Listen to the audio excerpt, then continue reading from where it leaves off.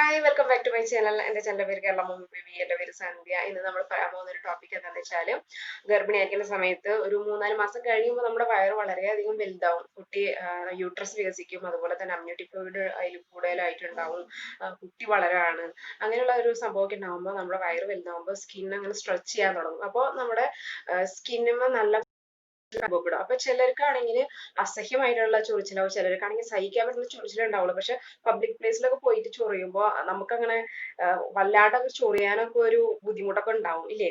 അപ്പൊ വന്നവർക്ക് അത് കുറയ്ക്കാനുള്ള ഒരു പരിഹാര മാർഗങ്ങളും, അതുപോലെ വരാത്തവർക്ക് ഇനി വരാതിരിക്കാൻ വേണ്ടിയിട്ട് എന്തൊക്കെയാണ് ചെയ്യേണ്ടതെന്നുള്ള എന്തൊക്കെ സ്റ്റെപ്സ് ആണ് എടുക്കേണ്ടതെന്നൊക്കെ ഒരു വീഡിയോ ആണ് ഇത്. അപ്പോൾ ആരെങ്കിലും ആദ്യമായിട്ടാണ് ഈ ചാനൽ കാണുന്നത് എന്നുണ്ടെങ്കിൽ സബ്സ്ക്രൈബ് ചെയ്യാനും അതുപോലെ തന്നെ നോട്ടിഫിക്കേഷൻ പ്രസ് ചെയ്യാനൊന്നും മറക്കരുത് കേട്ടോ. അതുപോലെ തന്നെ നമ്മുടെ ഇൻസ്റ്റാഗ്രാം അക്കൗണ്ട് ഉണ്ട്, കേരള വുമൺ ബേബി. അവിടെ പോയിട്ട് ഫോളോ ചെയ്യുക. ഓക്കെ, അപ്പോൾ നമുക്ക് വീഡിയോയിലോട്ട് കടക്കാം. നമുക്ക് എന്തൊക്കെ മെഷേഴ്സ് ആണ് നമ്മൾ എടുക്കേണ്ടത് പ്രഗ്നന്റ് ആയിരിക്കുന്ന സമയത്ത്, അഥവാ ഇച്ച്നെസ് വന്നിട്ടുണ്ടെങ്കിൽ എന്താണ് ചെയ്യേണ്ടത്, അല്ലെങ്കിൽ ഇതിപ്പോ ഞാൻ ടിപ്സുകളൊക്കെ നിങ്ങൾക്ക് വരാതിരിക്കാൻ വേണ്ടിയിട്ടായാലും യൂസ് ചെയ്യാം. അപ്പൊ നമുക്ക് സ്റ്റെപ്പ് ബൈ സ്റ്റെപ്പ് കാണാം എന്തൊക്കെയാന്നുള്ളത്. ഏറ്റവും കൂടുതലായിട്ട് ശ്രദ്ധിക്കേണ്ട ഒരു കാര്യം എന്ന് പറയുകയാണെങ്കിൽ, നിങ്ങൾ ഈ പ്രഗ്നൻസിയുടെ സമയത്ത് സോപ്പൊക്കെ അധികം ഉപയോഗിക്കാതിരിക്കാൻ ശ്രമിക്കുക. പിന്നെ ചെറുപയർ പൊടി അരച്ചൊക്കെ തേക്കാൻ പറ്റുന്നവരൊക്കെ ഉണ്ടെങ്കിൽ അങ്ങനെ ഉള്ളവർ ചെയ്യുക. പിന്നെ വർക്കൊക്കെ ചെയ്യുന്നവർക്ക് അതൊക്കെ ബുദ്ധിമുട്ടായതുകൊണ്ട് ഇത് ബോഡി വാഷസ് ഒക്കെ ഇല്ല, ഇത് നിവ്യയുടെയും അതുപോലെ തന്നെ ഇത് പിയേഴ്സിന്റെ ആണ്. ഇത് ഞാൻ ഏകദേശം ഉപയോഗിച്ച് കഴിയാറ്. പുതിയത് വെച്ചിട്ട് നിവ്യയുടെ ആണ്. ഞാൻ പ്രഗ്നന്റ് അല്ല, പക്ഷെ ആ സമയത്ത് ഉപയോഗിച്ചിട്ട് ഇതിപ്പോ ശീലമാക്കി. അപ്പൊ പിയേഴ്സിന്റെ എന്ന് പറഞ്ഞാൽ ഇതൊരു 135 ml വരുന്നുള്ളൂ. ഇതിപ്പോ നിങ്ങൾ ഒറ്റയ്ക്കാണ് ഉപയോഗിക്കുന്നത് വെച്ചാൽ ഒരു 3-4 മാസമൊക്കെ ഇത് നടക്കും കേട്ടോ. ഞാനിപ്പോ ഒരു ക്വാണ്ടിറ്റി വെച്ചിട്ട് ഒരു 3-4 മാസമൊക്കെ ഞാൻ ഒറ്റയ്ക്കാണ് ഉപയോഗിക്കുന്നത് ഇത്. പിന്നെ ഇതിന്റെ ഒരു വില എന്ന് പറഞ്ഞാൽ 199 ആണ്. നിവ്യയുടെ 2 250 ml തന്നെയാണ്. പക്ഷെ ഇതിപ്പോ അധികം എക്സ്പെൻസീവ് എന്ന് പറയാനൊന്നുമില്ല. നമ്മൾ സോപ്പ് ഉപയോഗിക്കുകയാണെങ്കിൽ അത് പെട്ടെന്ന് കഴിയും. ഇത് പെട്ടെന്ന് അങ്ങനെ തീരൊന്നുമില്ല, അങ്ങനെ ലിമിറ്റഡ് ആയിട്ട് ഉപയോഗിക്കുന്നതാണെങ്കിലും. ഓക്കെ, അപ്പൊ ഇതിലെന്ന് പറയുകയാണെങ്കിൽ കാരൊക്കെ കുറവാണ്, പിന്നെ നല്ല ഗ്ലിസറിൻ ഒക്കെ കൂടുതലുള്ളതാണ്. അതുകൊണ്ട് നമ്മുടെ ബോഡിയിൽ ഒരു നാച്ചുറൽ ആയിട്ടുള്ള ഓയിൽ ഉണ്ടല്ലോ, അത് അധികം വൈപ്പ് ഔട്ട് ചെയ്ത് കളയില്ല. ഇപ്പൊ നമ്മൾ സാധാരണ സോപ്പൊക്കെയാണ് ഉപയോഗിക്കുന്നുണ്ടെങ്കിൽ അത് നാച്ചുറൽ ആയിട്ടുള്ള ഓയിലുകളൊക്കെ പെട്ടെന്ന് പോകാനുള്ള ചാൻസ് കൂടുതലാണ്. അപ്പൊ നിങ്ങൾ പ്രഗ്നന്റ് ആണെങ്കിൽ വീട്ടിലുണ്ടാക്കുന്ന ചെറുപയർ പൊടി അങ്ങനെയുള്ള കാര്യങ്ങൾ ഉപയോഗിക്കാൻ പറ്റാത്തവരാണെങ്കിൽ ഇത് ഉപയോഗിക്കുകയാണ് ഏറ്റവും ബെസ്റ്റ്.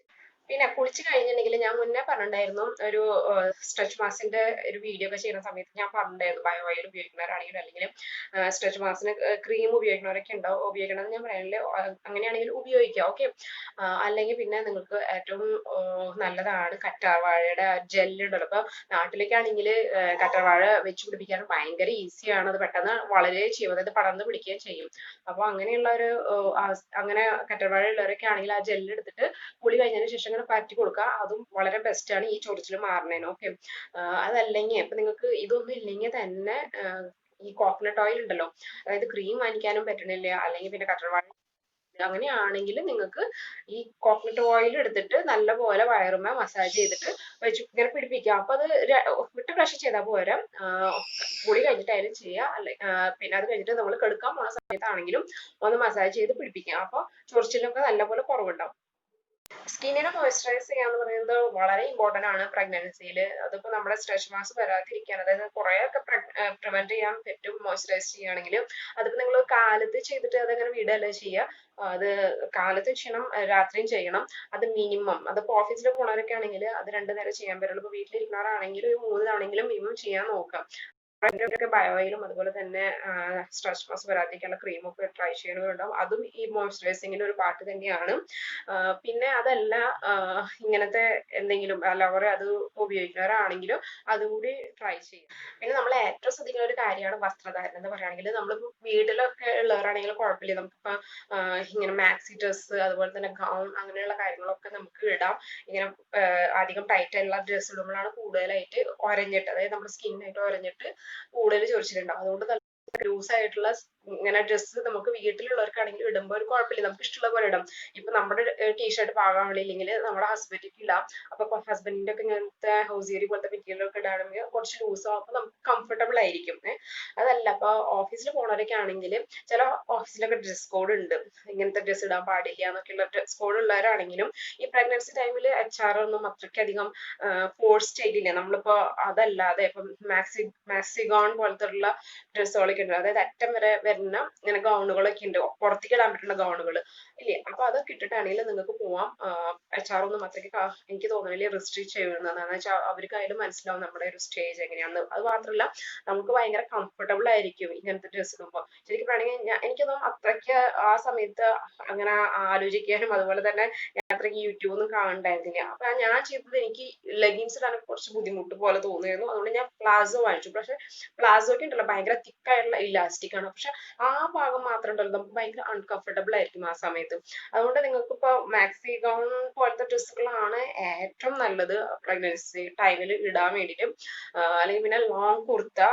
പക്ഷെ നിങ്ങൾക്ക് ഏറ്റവും കംഫർട്ടായിരിക്കണം ബോട്ടം നിങ്ങൾ ഇടണം. നിങ്ങൾക്ക് ഏതാണോ കംഫർട്ട് അതുപോലത്തെ ബോട്ടം വാങ്ങിക്കണം. പിന്നെ നിങ്ങൾക്ക് ഇറിറ്റേഷൻ തോന്നുകയാണെങ്കിൽ നിങ്ങൾ അത് ചേഞ്ച് ചെയ്യുക. ഏതാണോ കംഫർട്ടബിളും അത് മാത്രം നിങ്ങൾ ഇടണം. പിന്നെ നമ്മള് കുളിക്കണ വെള്ളത്തിലുണ്ടല്ലോ അത് കുറച്ച് ബേക്കിംഗ് സോഡ ഇട്ട് കുളിക്കുക. അല്ലെങ്കിൽ പിന്നെ നമ്മുടെ ഓട്സിന്റെ ഒരു 2 സ്പൂൺ ഇട്ടിട്ട് കുളിക്കുക.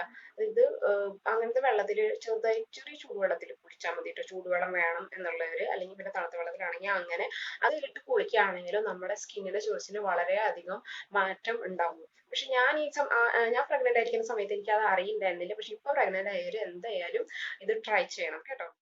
പിന്നെ ഒരു കാര്യം നിങ്ങൾ എന്തായാലും ശ്രദ്ധിക്കണം. എന്ന് വെച്ചാൽ നമ്മുടെ കയ്യിലൊക്കെ എന്തെങ്കിലും എണ്ണയൊക്കെ പറ്റിയിട്ടുണ്ടെങ്കിൽ നമ്മൾ കഴുകി കളയില്ല. അപ്പൊ നല്ല ചൂടുവെള്ളത്തിൽ കഴുകി കളഞ്ഞിട്ടുണ്ടെങ്കിൽ നമ്മൾ ആ എണ്ണ സോപ്പ് ഇട്ടിട്ടാണെങ്കിലും ആ എണ്ണയൊക്കെ പെട്ടെന്ന് പോകാൻ വേണ്ടിയിട്ട് നല്ല ചൂടുവെള്ളമാണ് നല്ലത്. അപ്പൊ നിങ്ങൾ ഒരു കാര്യം ശ്രദ്ധിക്കേണ്ടത് എന്താണെന്ന് വെച്ചാൽ നിങ്ങൾ കുളിക്കുന്ന സമയത്ത് വളരെയധികം ചൂടുള്ള വെള്ളം എന്തായാലും എടുക്കാൻ പാടില്ല. എന്ന് വെച്ചാൽ അങ്ങനത്തെ വളരെയധികം ചൂടുള്ള വെള്ളം എടുത്ത് നിങ്ങൾ കുളിക്കുകയാണെങ്കിലല്ലോ നിങ്ങളുടെ സ്കിന്നിലുള്ള നോർമൽ ഓയിലും അത് വൈപ്പ് ഔട്ട് ചെയ്ത് കളയും. അതുകൊണ്ട് ചൂടുവെള്ളം വേണമെങ്കിൽ വളരെ മൈൽഡ് ആയിട്ടുള്ള ചൂടിൽ മാത്രമാണ് കുളിക്കാൻ പാടുള്ളൂ. അല്ലെങ്കിൽ പിന്നെ സ്ട്രെച്ച് മാർക്സ് ആയാലും ഇച്ച്നസ് ആണെങ്കിലും കൂടുതലായിട്ട് ഉണ്ടാവാൻ ചാൻസ് ഉണ്ട് വളരെയധികം ചൂടുള്ള വെള്ളത്തിൽ കുളിക്കുന്ന അതായത് അങ്ങനത്തെ ഹാബിറ്റ് ഉള്ള ആൾക്കാർക്ക്.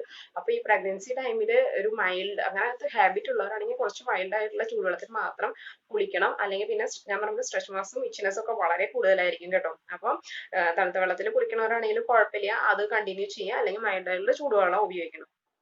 ഞാൻ നേരത്തെ പറഞ്ഞ പോലെ ഒന്നും പറ്റാത്തവർക്ക് ഈ കോക്കനട്ട് ഓയിൽ മസാജ് ആണ് നല്ലത്. അതല്ലെങ്കിൽ പിന്നെ ഏറ്റവും ഒരു നല്ല റെമഡി എന്ന് പറയുകയാണെങ്കിൽ ആപ്പിൾ സിഡർ വിനെഗർ ആണ്. അപ്പൊ ആപ്പിൾ സിഡർ വിനെഗറിനെ കുറിച്ചുള്ള ഒരു വീഡിയോ ഞാൻ മുന്നേ ചെയ്തിരുന്നു. അതിൽ ഞാൻ ഈ കാര്യം പറഞ്ഞിട്ടുണ്ടായിരുന്നില്ല. അപ്പൊ ആപ്പിൾ സിഡർ വിനെഗർ ഉപയോഗിച്ചിട്ട് നിങ്ങളുടെ വയറിനെ നല്ലപോലെ മസാജ് ചെയ്യുകയാണെങ്കിൽ നല്ല ഒരു മാറ്റം ഉണ്ടാവും ഇങ്ങനത്തെ ഇച്ചിനെസ്സിനൊക്കെ. അപ്പൊ ഞാൻ മുന്നേ പറഞ്ഞ പോലെ നിങ്ങൾക്ക് അത് വന്നിട്ടില്ലെങ്കിൽ നിങ്ങളിത് മുന്നേ ഞാൻ ഈ പറഞ്ഞിട്ടുള്ള റെമഡീസ് ഒക്കെ മുന്നേ തന്നെ ഇങ്ങനെ ചെയ്തു തുടങ്ങിക്കോളൂ. എന്താ വെച്ചാൽ ഇത് വരാതിരിക്കാൻ വേണ്ടിയിട്ടും. അത് വന്നവരാണെങ്കിൽ ഇതൊക്കെ ട്രൈ ചെയ്ത് നോക്കുകയാണെങ്കിൽ നിങ്ങൾക്ക് നല്ല മാറ്റം ഉണ്ടാവും.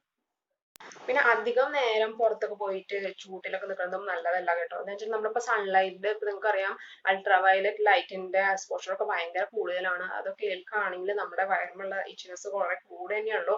അതുപോലെ തന്നെ AC-യുടെ ഹാബിറ്റ് ഉള്ള ആൾക്കാരാണെന്നുണ്ടെങ്കിൽ അധികം തണുപ്പിൽ വെക്കാതിരിക്കുക, ഒരു മോഡറേറ്റ് ടെമ്പറേച്ചറിൽ വെക്കുക. പിന്നെ കുറെ ലോങ് ടൈം ആയിട്ട് നിങ്ങൾ AC-യുടെ ഹാബിറ്റ് ഇടാണ്ടിരിക്കുക. എന്ന് വെച്ചാൽ കുറെ നേരം AC ഇടാണെങ്കിൽ തന്നെ നമ്മുടെ സ്കിന്നിനൊക്കെ ഒരു ഡ്രൈനെസ് ഉണ്ടാവും. അപ്പൊ ഞങ്ങളൊക്കെ ഓഫീസിൽ വരുമ്പോൾ 10 hours കംപ്ലീറ്റ് AC-യിലാണ് ഇരിക്കുക. അപ്പൊ ഒരു 5-6 മണിക്കൂർ കഴിയുമ്പോൾ തന്നെ നമ്മുടെ സ്കിന്നും ഇങ്ങനെ മനസ്സിലാവും നമ്മുടെ നോർമൽ ആയിട്ടുള്ള ഓയിലൊക്കെ പോയിട്ട് ഓട്ടോമാറ്റിക്കലി അത് ഡ്രൈ ആവും. അപ്പൊ അങ്ങനത്തെ ഡ്രൈ ആവുന്ന അവസ്ഥയിലും ഇച്ചിനെസ് ഒക്കെ കുറച്ച് കൂടുതലായിരിക്കും. അപ്പൊ നിങ്ങൾ ഓഫീസിലല്ല വീട്ടിലൊക്കെ ആണ് എന്നുണ്ടെങ്കിലും ഒരു മോഡറേറ്റ് ടെമ്പറേച്ചർ വെക്കുക. അതുപോലെ തന്നെ പറ്റാവുന്ന സമയത്തൊക്കെ കുറച്ച് നോർമൽ ടെമ്പറേച്ചറിൽ ഇരിക്കുക, അല്ലാതെ AC-യിൽ തന്നെ ഇരിക്കാതെ. പിന്നെ ഏറ്റവും ഇമ്പോർട്ടന്റ് ആയിട്ടുള്ള കാര്യമാണ് നല്ലപോലെ വെള്ളം കുടിക്കുക എന്നുള്ളത്. നല്ലപോലെ വെള്ളം കുടിക്കുക. അങ്ങനെ പ്രഗ്നൻസിയിൽ ഡീഹൈഡ്രേറ്റഡ് ആവാണ്ടിരിക്കാനും അതുപോലെ തന്നെ സ്ട്രെച്ച് മാർക്സ് വരാതിരിക്കാനും ഇച്ച്നസ് വരാതിരിക്കാനും ഒക്കെ ഏറ്റവും ബെസ്റ്റ് ആയിട്ടുള്ള കാര്യം എന്ന് പറയുകയാണെങ്കിൽ വെള്ളം കുടിക്കുക എന്നുള്ളത് തന്നെയാണ്. അത് ശരിക്കും പറയുകയാണെങ്കിൽ ഏറ്റവും ഇമ്പോർട്ടന്റ് ആണ്. അത് ആരും അവോയ്ഡ് ചെയ്യരുത് വെള്ളം കുടി എന്നുള്ളത്. നിങ്ങൾക്ക് മറക്കാണെങ്കിൽ ഇങ്ങനെ ഒരു കാലത്ത് തന്നെ ഒരു 3 ബോട്ടിൽ, 1 ലിറ്ററിന്റെ 3 ബോട്ടിൽ വെള്ളം നിറച്ചിട്ട് നിങ്ങളുടെ കാണാവുന്ന സ്ഥലത്ത് വെക്കുക. അത് നിങ്ങൾക്കുള്ള ബോട്ടിലായിരിക്കണം. അപ്പൊ നിങ്ങൾക്ക് മനസ്സിലാവും നിങ്ങൾ എത്ര ക്വാണ്ടിറ്റി വെള്ളമാണ് കുടിക്കുന്നത്. അതുപോലെ തന്നെ മറക്കുകയില്ല. അപ്പൊ ഈ കാര്യം എന്തായാലും മസ്റ്റ് ആയിട്ടും ചെയ്യേണ്ട ഒരു കാര്യമാണ് വെള്ളം കുടി എന്നുള്ളത്. അപ്പൊ ഞാൻ ഈ പറഞ്ഞ ട്രിക്സ് ഒക്കെ നിങ്ങൾ എന്തായാലും ഫോളോ ചെയ്യാൻ മറക്കരുത്. അപ്പൊ നിങ്ങൾക്ക് എന്തായാലും നല്ല മാറ്റം ഉണ്ടാവുമെന്ന് ഉറപ്പാണ്. അപ്പൊ നിങ്ങൾ ട്രൈ ചെയ്തിട്ട് എനിക്ക് കമന്റ് സെക്ഷനിൽ എന്നോട് പറയുക എന്താണ് മാറ്റങ്ങൾ ഉണ്ടായെന്നുള്ളത്. ഓക്കെ, അപ്പൊ നമ്മുടെ ഈ ചാനൽ സബ്സ്ക്രൈബ് ചെയ്യാൻ അതുപോലെ തന്നെ നോട്ടിഫിക്കേഷൻ ബെൽ പ്രസ് ചെയ്യാനൊന്നും ആരും മറക്കരുത്. നമുക്ക് അടുത്ത വീഡിയോയിൽ കാണാം. അതുവരയ്ക്കും ബൈ.